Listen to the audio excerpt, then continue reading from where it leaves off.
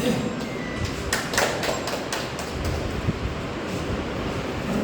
ভারতীয় জনতা পার্টি উত্তর ত্রিপুরা জেলা কার্যালয়ে আমরা ত্রিপুরা প্রদেশের নির্দেশ মোতাবেক আজকে আমাদের সাংগঠনিক 10টা জেলার মধ্যে 8টা জেলাতে আমরা আপনারা অবগত আছেন গত 21 মে আমাদের ভারতবর্ষের সেনাবাহিনী কর্তৃক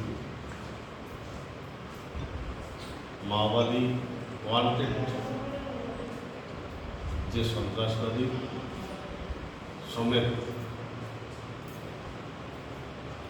যে হত্যা করা হয়েছে সেই মাওবাদী সন্ত্রাসবাদী মদতপুষ্ট মাওবাদীদের হত্যা করার পর আমাদের ভারতবর্ষের কমিউনিস্ট পার্টি সিপিআইএম পলিটব্যুরো সমেত আমাদের রাজ্যের দীর্ঘদিনের যিনি মুখ্যমন্ত্রী ছিলেন, কমিউনিস্টের পলিটব্যুরো ছিলেন উনি মানিক সরকার, উনি ওনার একটা দলীয় সাংগঠনিক বৈঠকে মাওবাদীদের কেন হত্যা করা হলো এবং ভারত সরকার ভারতের সেনাবাহিনীদের উপর যে ইলজাম লাগানোর চেষ্টা করেছেন, যেভাবে কটূক্তি করেছেন, সেটা থেকে 100% প্রমাণিত হয় যে ভারতবর্ষের সন্ত্রাসবাদের মূল মদতদাতা ভারতবর্ষের কমিউনিস্ট পার্টি। আজকে আমরা উত্তর ত্রিপুরা জেলা কার্যালয়ে এই ভারতবর্ষের কমিউনিস্ট যে দেশদ্রোহী এবং সন্ত্রাসবাদের মদতপুষ্ট তার উপর বিস্তারিত একটা সাংবাদিক সম্মেলন আয়োজন করা হয়েছে। সেখানে উপস্থিত আছেন আমাদের ত্রিপুরা প্রদেশ কমিটির অন্যতম সহসভাপতি, আমাদের এই রাজ্যের দীর্ঘদিনের বিরোধী রাজনৈতিক নেতৃত্ব শ্রদ্ধেয় সুব্রমণিক মহাশয়। উনি আজকের এই সাংবাদিক সম্মেলনের যে কমিউনিস্ট মদতপুষ্ট সন্ত্রাসবাদীদের কেন হত্যা করা হয়েছে এবং কমিউনিস্ট এবং মাওবাদীদের মধ্যে কী সম্পর্ক তার বিস্তারিত প্রেক্ষাপট আপনাদের সামনে তুলে ধরবেন। তাই আমি উত্তর ত্রিপুরা জেলা বিজেপির উদ্যোগে আজকের এই সাংবাদিক সম্মেলন ধর্মনগরে আমাদের দলীয় কার্যালয়ে উপস্থিত আছেন জেলার সভাপতি এবং জনপ্রিয় নেতা কাজল দাস মহোদয় এবং অন্যান্য নেতৃবৃন্দ। আমাদের আজকের দিনে সমস্ত জেলায় 8টি জেলাতে আজকে আমাদের এই প্রেস কনফারেন্স হচ্ছে। আপনারা দেখেছেন দীর্ঘ স্বাধীনতার পরে প্রায় 55 বছর যে সমস্যা, মাওবাদী সমস্যা, মাওবাদী যারা আন্ডারগ্রাউন্ড আউটফিট বা সংগঠন, তারাই ওভারগ্রাউন্ডে মার্ক্সবাদী হিসেবে কাজ করছে। মার্ক্সবাদী আর মাওবাদীদের মধ্যে কোনো ফারাক নেই, কারণ এবার এটা আরও পরিষ্কার হয়েছে যখন মাওবাদী নেতা কেশব রাওকে, আমাদের সেনাবাহিনী কেশব রাওকে, যখন কেশব রাওয়ের হত্যা হয়েছে, নিহত হওয়ার পরেই সবচেয়ে বেশি প্রতিক্রিয়া দিয়েছে পলিটব্যুরো এবং আমাদের পলিটব্যুরোর প্রাক্তন সদস্য তথা প্রাক্তন মুখ্যমন্ত্রী মানিক সরকার। উনি বলেছেন ভারত সরকার নাকি কেশব রাওকে হত্যা করেছে। এই মাওবাদীরা দীর্ঘদিন প্রায় ভারতবর্ষের 200 জেলা, 200-র অধিক জেলায় তারা তাদের সাম্রাজ্য বিস্তার করেছে। নিরীহ মানুষ, সেনাবাহিনীর সদস্য, আধা সেনাবাহিনীর সদস্য এবং রাজনৈতিক নেতৃত্বকে দীর্ঘদিন খুন করা, তাদেরকে এই এলাকায় একটা প্যারালাল একটা তাদের সাম্রাজ্য, তাদের শাসন বলবৎ ছিল। যে সমস্যা স্বাধীনতার পরে দীর্ঘ 54 বছর জাতীয় কংগ্রেস শাসন করেছে, কিন্তু ওরা কোনো সমস্যার সমাধান করেনি। পরোক্ষভাবে এই মাওবাদীরা তাদের সমর্থন নিয়ে তারা আরও তাদের দিনের পর দিন মাওবাদী তার সন্ত্রাসের মাত্রা বাড়িয়ে গেছে এবং তারা এলাকা দখল করেছে। বিশেষ করে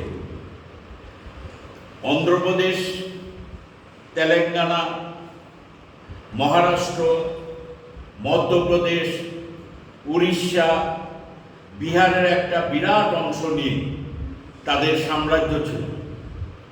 ওরা প্রতিনিয়তই মাওবাদী এলাকায় মানুষকে ভয়ভীতি প্রদর্শন করে সেখানকার সহজ সরল মতো, বিশেষভাবে সেই এলাকাতে জনজাতি মানুষের প্রাধান্য বেশি, তাদেরকে হাতিয়ার করে এই সমস্যা দিয়ে ওরা স্বাধীন মাওবাদী অঞ্চল করার লক্ষ্যে সেখানে কমিউনিস্ট পার্টির মদতে ওরা সেটা চালিয়ে গিয়েছে। ভারতীয় জনতা পার্টির কেন্দ্রের সরকার মাওবাদী সমস্যার সমাধান, কারণ একটা জিনিস পরিষ্কার, যেটা মানিকবাবু বলেছেন, তাদের সঙ্গে আলোচনা করতে পারবে। আমরা কেন্দ্রের সরকারও বলেছি আলোচনা আমরা করব, কিন্তু আগে অস্ত্র পরিত্যাগ করতে হবে। অস্ত্র ছেড়ে দিয়ে আমাদের সঙ্গে আলোচনা করো, আমরা রাজি আছি। কিন্তু তুমি নিরীহ মানুষকে হত্যা করবে, আমার সেনাবাহিনীকে হত্যা করবে, মানুষের উপর অত্যাচার করবে, একটা নিজস্ব প্যারালাল একটা শাসন ব্যবস্থা কায়েম করে রাখবে, পাশাপাশি আলোচনা চলতে পারে না। তার জন্যই ভারত সরকারের সিদ্ধান্ত হচ্ছে তুমি অস্ত্র পরিত্যাগ করে আলোচনার টেবিলে বসো। 2026 আমাদের কেন্দ্রের সরকার টার্গেট নিয়েছে ভারতবর্ষের বুকে একজন মাওবাদীও থাকবে না, মাওবাদীকে নির্মূল করা হবে। তারা গত কয়েক দশক যাবৎ স্বরাষ্ট্র মন্ত্রণালয়ের পরিসংখ্যান অনুযায়ী নকশাল সম্পর্কিত সহিংসতা এই গত 10 বছরে 97% হ্রাস পেয়েছে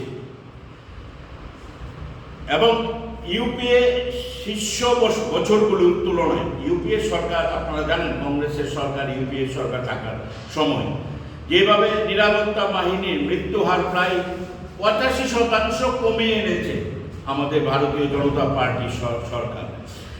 এই সহিংসতার আঘাত থেকে বাঁচানো পরিবার এবং বিদ্রোহীদের দখল থেকে পুনরুদ্ধার করা জমি আমরা উদ্ধার করেছি আমাদের এই সরকার। 2007 সালে প্রায় 200টি জেলায় নকশালদের উপস্থিতি ছিল, আর যা 2024-এ এই সংখ্যা 38-এ নেমে আসে। আর বর্তমানে আজকের দিনে কমে মাত্র 25টি জেলার মধ্যে তাদেরকে সীমাবদ্ধ করা হয়েছে মাওবাদী সমস্যা, যেখানে 200টি জেলায় ওদের শাসন ব্যবস্থা ছিল, সেখান থেকে কমিয়ে এখন 25টি জেলায় এসে দাঁড়িয়েছে। আগে নকশাল প্রভাবিত অঞ্চলে প্রায় 18,000 বর্গ কিলোমিটার বিস্তৃত ছিল। ভারতবর্ষের 18,000 বর্গ কিলোমিটার, প্রায় 5টি রাজ্যের 18,000 বর্গ কিলোমিটার এলাকা নিয়ে মাওবাদীদের তাদের প্যারালাল যে সাম্রাজ্য বা ব্যবস্থা ছিল, যা এখন সংকুচিত হয়ে 4,200 কিলোমিটারের মধ্যে এসেছে। 18,000 থেকে 4,000 আমাদের গত 10 বছরই ভারতীয় জনতা পার্টি সরকার।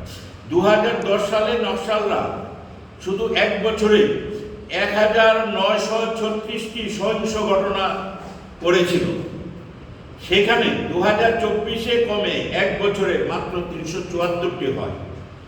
অর্থাৎ 81% ঘটনা হ্রাস পেয়েছে। 2024 সালে 290 জন নকশাল নিহত হয়। একই বছরে 1090 জনকে গ্রেপ্তার করা হয়েছে এবং 881 জনকে আত্মসমর্পণ করতে বাধ্য করা হয়েছে।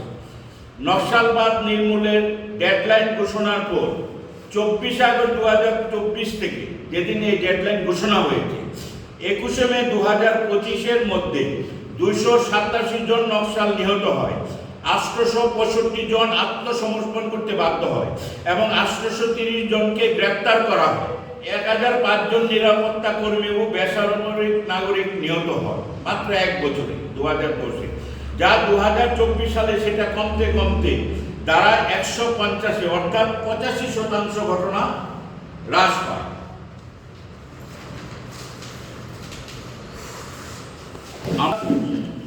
এই নকশালবাদী নেতা আপনারা জানেন কেশব রাও মোস্ট ওয়ান্টেড ছিলেন, যার হাতে ছত্তিশগড়, মহারাষ্ট্র, উড়িষ্যার বহু সাধারণ নাগরিক, নিরাপত্তা কর্মী ও রাজনৈতিক নেতা খুন হয়েছে। 2010 সালে দান্তেওয়াড়াতে সিআরপিএফ এর 76 জন সৈনিককে ও এই মাওবাদী নেতার নেতৃত্বে নিহত হন। 76 জন আমাদের আধা সামরিক বাহিনীর সিআরপিএফ জওয়ানকে এই কেশব রাওয়ের নেতৃত্বে সেদিন হত্যা করা হয়েছিল দান্তেওয়াড়াতে। ছত্তিশগড়ের জিরাম ঘাটিতে মাওবাদী আক্রমণে 27 জন নিরপরাধ লোককে হত্যা করা হয়, যার মধ্যে একজন প্রাক্তন মন্ত্রী ও একজন কংগ্রেস নেতা ছিলেন। 2013 সালে ঝাড়খণ্ডের লাতিহারে মাওবাদী আক্রমণে নিহত সিআরপিএফ এর নিথর দেহে ফটো সেন্সিটিভ আইডির প্রবেশ করিয়ে এবং 2018-তে সুকমায় মধ্যপ্রদেশে অ্যাম্বুশে 9 জন নিরাপত্তা বাহিনীর সদস্য এবং 6 জন আহত হয়, নিরাপত্তা বাহিনীর সদস্য নিহত হয়। এটা 2018-তে। 2019 সালে গড়চিরুলিতে মাওবাদীদের ল্যান্ডমাইন বিস্ফোরণে 15 জন পুলিশ কর্মী নিহত হয়। 2021 সুকমা বিজাপুর মাওবাদী অ্যাম্বুশে 22 জন সিআরপিএফ জওয়ান নিহত এবং আহতদের সংখ্যা 32 জন। 2023 সালে দান্তেওয়াড়া জেলাতে মাওবাদীদের বিস্ফোরণে 10 জন রিজার্ভ গার্ড নিহত হয়। 2025 এই বছর বিজাপুরে মাওবাদীদের বিস্ফোরণে 8 জন রিজার্ভ গার্ড নিহত হয়। এই নৃশংস হত্যার নায়ক সন্ত্রাসী মাওবাদী কেশব রাও এই 21 মে নিরাপত্তা বাহিনীর সাথে গুলি বিনিময়ে নিহত হয়। নৃশংস মাওবাদী নেতা কেশব রাও নিহত হলে সিপিআইএম স্বজন হারানোর বেদনায় তীব্র ক্ষোভ ও কান্নায় ভেঙে পড়ে। আপনারা দেখেছেন মানিকবাবুর কান্না রোদন, এবং পলিটব্যুরো বিবৃতি দিয়ে বলেছে যে কেশব রায়ের মৃত্যুর ঘটনা জন্য ভারত সরকারের নিন্দা জানায় এবং গণতন্ত্র বিরোধী বলে মত প্রকাশ করেন। যারা হাজার হাজার নিরীহ মানুষকে খুন করেছে, যারা হাজার হাজার আধা সামরিক বাহিনীকে খুন করেছে, যারা রাজনৈতিক নেতৃত্বদের খুন করেছে, তাকে সেই নেতার নিধনে ওরা বলছে গণতন্ত্র বিরোধী। এটা নাকি বিজেপি সরকার করেছে। এমনকি রাজ্যের প্রাক্তন মুখ্যমন্ত্রী মানিক সাহা এতগুলো গণহত্যার নায়ককে কেন হত্যা করা হলো তার জন্য মায়া কান্না শুরু করেছেন। বলেন মাওবাদীদের খুন করেছে ভারত সরকার, খুনিদের দাবি মানা উচিত ছিল। মাওবাদীদের যে দাবি, তাদের আলাদা ভূখণ্ড, দেশ বিরোধী, সন্ত্রাসী, এই দাবিগুলি নাকি মেনে নেওয়া উচিত ছিল। অথচ 1980 সালে আমরা এই উত্তর ত্রিপুরায় ঘুরুয়াতে, এই ধর্মনগর মহকুমাতে গোবিন্দ তেলী সহ 7 জনকে এই মার্ক্সবাদী সরকার, মুখ্যমন্ত্রী নৃপেন চক্রবর্তীর নেতৃত্বে সরকার সেদিন এই মাওবাদী নকশালবাদী 7 জনকে খুন করেছে। যারা প্রস্তুত ছিল সারেন্ডার করার জন্য, সেই সারেন্ডার করার সুযোগ না দিয়ে তাদেরকে প্রকাশ্যে গুলি করে তৎকালীন পুলিশ আধিকারিকদের নেতৃত্বে যে নৃশংস হত্যাকাণ্ড করেছে, তার প্রেক্ষাপটে বিধানসভায় দাঁড়িয়ে মাননীয় মুখ্যমন্ত্রী, তৎকালীন মুখ্যমন্ত্রী নৃপেন চক্রবর্তী বলেছেন যে এরা ছিল ডাকাত, এই ডাকাতদের নিধন হয়েছে, রাজ্যবাসী খুশি হয়েছে। যারা এই মার্ক্সবাদী নকশালবাদীদের খুনের জন্য মানে কঠোর সিদ্ধান্তের ফলে এবং যেভাবে মাওবাদীরা যে অত্যাচার সন্ত্রাস চালিয়ে গিয়েছিল দশকের পর দশক, সেটাকে নির্মূল করতে এবং যে লক্ষ্যে 2026, আমার মনে হয় না 2026 যেটা হবে, 2025-এর মধ্যেই সেই লক্ষ্য পূরণ করব। আমরা ত্রিপুরা প্রদেশ বিজেপি এবং উত্তর জেলা বিজেপির পক্ষ থেকে মাননীয় প্রধানমন্ত্রী এবং মাননীয় স্বরাষ্ট্রমন্ত্রীকে আমরা অভিনন্দন জানাচ্ছি, ধন্যবাদ জানাচ্ছি। ভারতবর্ষের একটা গভীর মূল সমস্যা থেকে যে উত্তরণের রাস্তায় ওরা নিয়ে এসছে ভারতবর্ষকে। আজকের ভারতবর্ষ পৃথিবীতে মহাশক্তিধর দেশ। আপনারা জানেন, যখন একটা দেশে ইন্টারনাল প্রবলেম থাকে, সেটা ক্যান্সারের মতো দেশটাকে দুর্বল করে দেয়। আমাদের দেশ এখন আমরা 140 কোটি মানুষ, এত জাতি ধর্ম বর্ণ ভাষাভাষী মানুষ একত্রিত হয়ে আমাদের প্রিয় প্রধানমন্ত্রী নরেন্দ্র ভাই দামোদর দাস মোদীর নেতৃত্বে আজকের ভারতবর্ষ এখন একটা মহাশক্তিধর দেশ। আরো যেটা আমাদের না বলতে পারছি না, যে আমরা এর মধ্যে গত কয়েকদিনের মধ্যে বিশ্বের দরবারে আমাদের আরেকটা সুনাম এবং পরিচিতি আমরা পেয়েছি। আপনারা জানেন, যখন আমাদের প্রধানমন্ত্রী 2014 সালে উনি প্রধানমন্ত্রীর দায়িত্ব নিয়েছিলেন, তখন ভারতবর্ষ পৃথিবীতে অর্থনীতিতে 10ম স্থানে ছিল এবং উনি 10 বছরে সেটাকে 5ম স্থানে নিয়ে এসেছেন। এই গত 4-5 দিন আগে বিশ্বের IMF থেকে শুরু করে সমস্ত সংস্থা জানিয়েছে যে ভারতবর্ষ অর্থনীতিতে এখন 5ম স্থান থেকে উত্তীর্ণ হয়ে জাপান ছিল 4র্থ স্থানে, জাপানকে পেছনে ফেলে ভারতবর্ষ 4র্থ স্থানে উঠে এসছে আজকে অর্থনীতিতে পৃথিবীতে। এবং শুধু অর্থনীতি নয়, শুধু ডিফেন্স নয়, শুধু প্রযুক্তি নয়, সমস্ত ক্ষেত্রে আমাদের যে ভারতবর্ষে নরেন্দ্র মোদীজির নেতৃত্বে যে ক্যাবিনেট টিম কাজ করছে, সেই আমাদের ডিফেন্স মিনিস্টার রাজনাথ সিং, পররাষ্ট্রমন্ত্রী জয়শঙ্কর, আমাদের হোম মিনিস্টার অমিত শাহ সহ সমস্ত ক্যাবিনেট সদস্যরা এমনভাবে কাজ করছেন, আজকে সারা পৃথিবী তাক লেগে গেছে, স্তম্ভিত হয়ে গেছে। টেকনোলজিতে ভারতবর্ষ তার চেহারার একটা মানবিক দিক আছে। আমরা কিন্তু মানুষ যুদ্ধ বলতে কি বোঝায়, ইসরায়েল প্যালেস্টাইনের যুদ্ধ শুধু ধ্বংস দেখেছে, এই রাশিয়া ইউক্রেনের যুদ্ধে শুধু ধ্বংস দেখেছে। ভারতবর্ষ কিন্তু সেই যুদ্ধ লড়েনি পাকিস্তানের সঙ্গে।